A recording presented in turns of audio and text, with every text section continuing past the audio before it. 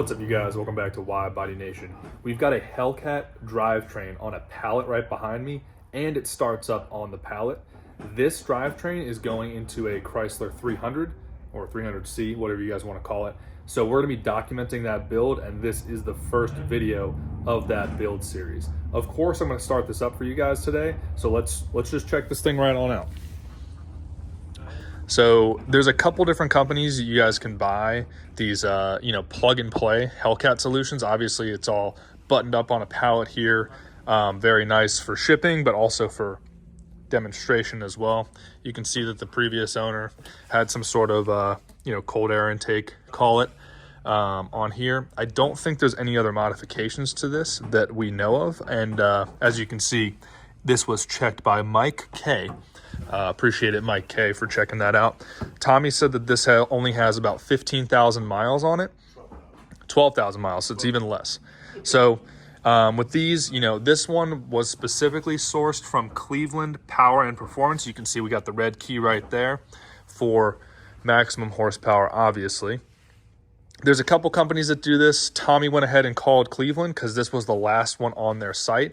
And the wait time now is, I don't even know, like probably months. Yeah. It's until they get another one. Yeah, until they find the right one. Or... So they, yeah.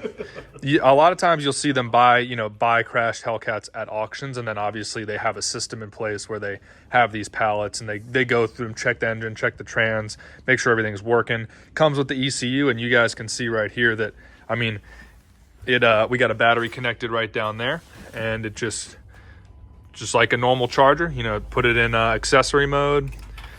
You have it in run right here, and we're gonna wait a minute or two to start it up, but you guys can see just infotainment, AC, brakes, and shifter. There's your neutral strap right there, the infamous neutral strap.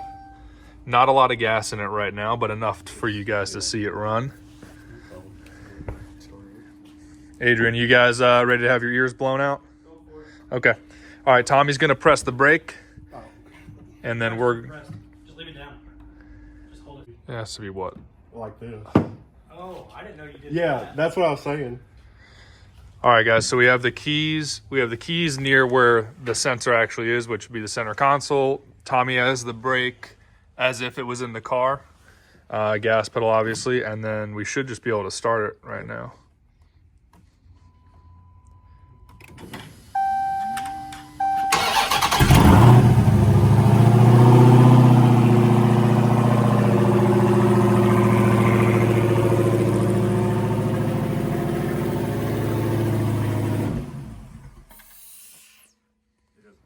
All right, so now that you guys have seen it start up on the pallet, which is cool, but obviously that's not where we want it. We want it in the car. This build, obviously this is stock right now. It has that intake on there. The customer actually opted to do some upgrades, so it should be pushing about 900-ish wheel. The dyno is coming to this room over here as well, so it'll be tuned here at TK Auto Works.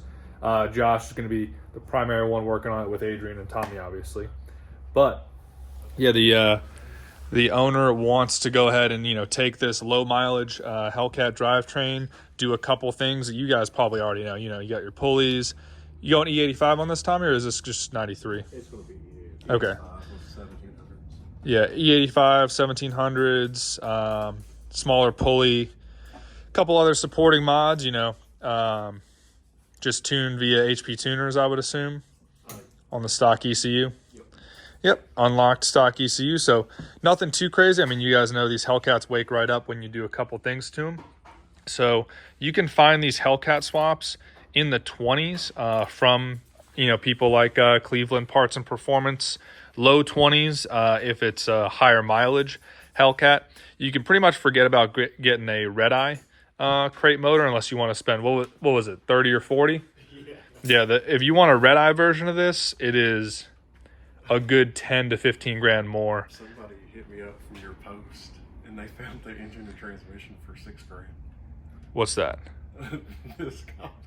Oh, really? Yeah, but I'm going to pretty. Yeah, I don't know if I would buy that one though. That sounds like it would come with some baggage. Well, they bought it, but yeah. So But it was just the engine and the trans, so yes. it didn't actually come with the, don't have the harness and it wouldn't talk to, yeah.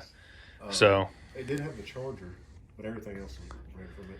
He sent us some pictures, but I was like, Yeah. that's crazy low. yeah, it's crazy low. I mean, if you got a good deal, you got a good deal, but you just have to be careful, or not careful, but diligent with all the stuff you had to source. Yeah. Which It adds up quick.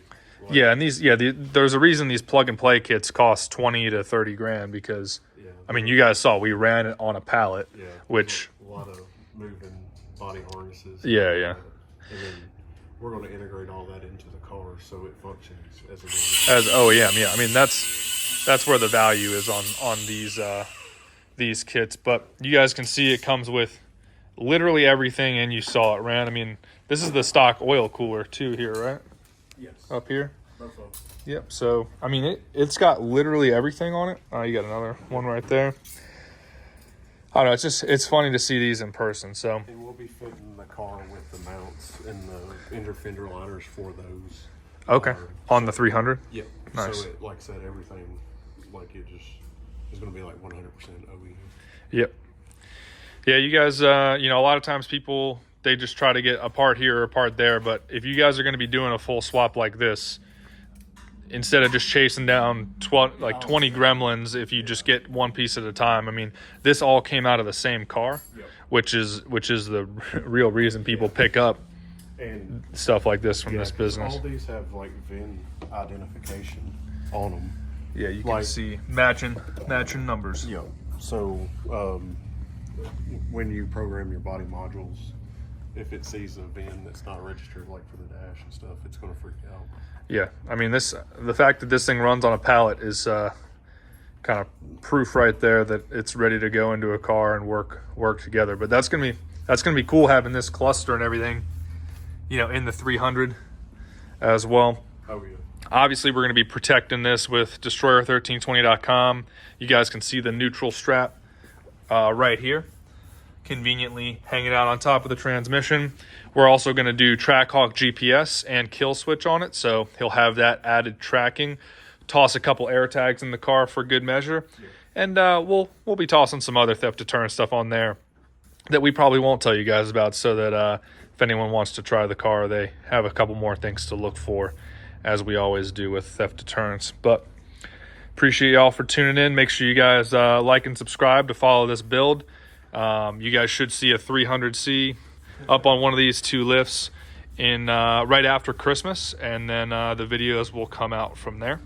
Alrighty, well, I'll have some short form stuff coming out on this too, so if you guys like the shorter stuff, don't like the long form, check that stuff out. But appreciate y'all for tuning in. Stay safe out there, and I'll see you guys for the next video.